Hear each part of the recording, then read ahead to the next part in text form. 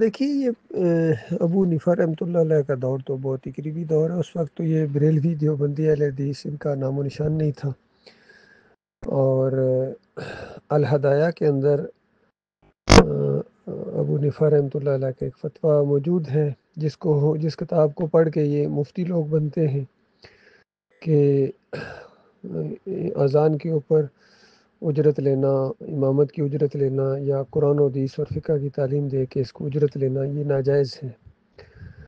اور ان کے شاگردوں نے اس کو اور کھول کے بیان کیا کہ ہمارے استاد نے یہ جو ناجائز کہا ہے، یہ اس طرح ناجائز اور حرام ہے جس طرح ایک بازاری عورت اپنا جسم فروش کر کے لیتی ہے۔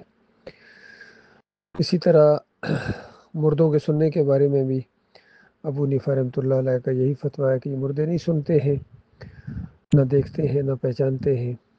تو اس طریقے سے یہ ان لوگوں کے عقائد تو بالکل واضح ہیں، اور کوئی ایسی شرکیہ بات ان کے عقیدے کے اندر نہیں ہے۔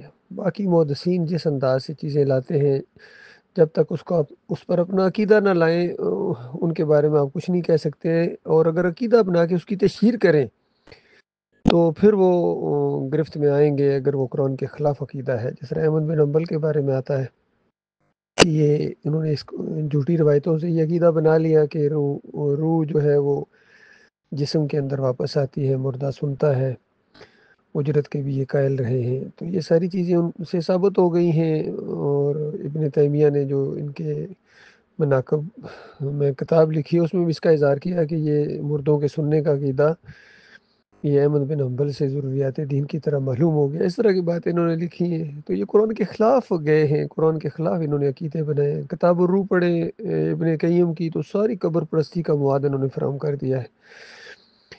تو اس وجہ سے اصل چیز جب موجود ہے تو ان بحثوں میں پڑھنا اور اپنا وقت ضائع کرنا یا دوسروں کو الجھانا یہ مناسب نہیں ہے۔ قرآن آپ کے پاس ہے، صحیح حدیث آپ کے پاس ہے، اور قرآن اور صحیح حدیث ہمیں یہ رہنمائی کرتی ہیں کہ توحید کی جو آواز ہے یہ اٹھائی جائے۔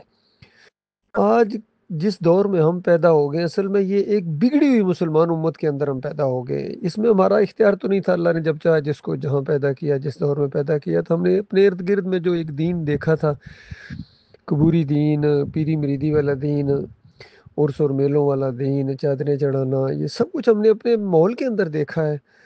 یہ اور بات کہ اللہ نے احسان فرمایا اور ہماری آنکھیں کھلی ہیں مرنے سے پہلے، تو یہ دعوت ہمارے سامنے آئی ہے، اور یہ اللہ کا کام ہے دعوت کو لوگوں تک پہنچانا جس طریقے سے بھی۔ اب یہ اور تیزی کے ساتھ یہ چیزیں پھیلتی جا رہی ہیں، سوشل میڈیا کے ذریعے ایسی ایسی باتیں انسان جان سکتا ہے، پھر چیٹ جی بی ٹی کے ذریعے چیزیں آسان اور تیز ہو گئی ہیں، آپ کے کام میں معاون ثابت ہو رہی ہیں، لیکن آپ کا ایمان عقیدہ قرآن و حدیث کے مطابق رہے گا۔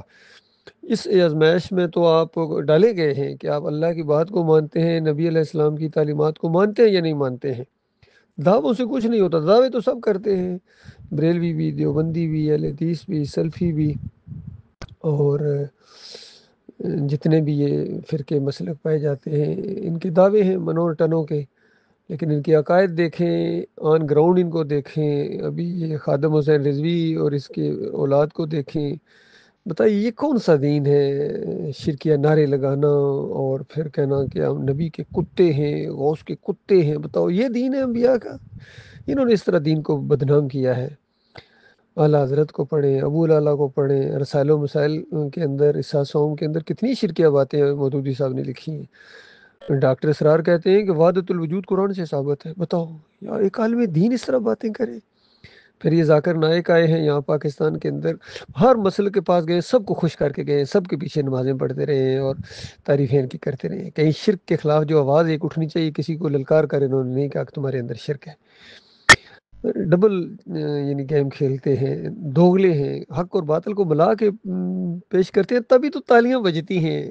اگر صرف حق بات بیان کی جائے تو پھر پتھراؤ ہوتا ہے، جس طرح طائف میں ہوا تھا، اور لوگ مخالفت کرتے ہیں، تو اس سے کون اتنے بڑے پہاڑ سے ٹکر لے؟ یہ نہیں لے سکتے ہیں۔ یہ اللہ تعالیٰ جس کو توفیق دے۔ اس دور کے اندر جو ڈاکٹر مسعود الدین عثمانی رحمۃ اللہ علیہ نے للکارا ہے، یہ بالکل حق دعوت اٹھی ہے، اس کو سمجھنے کی کوشش کرو، پڑھو۔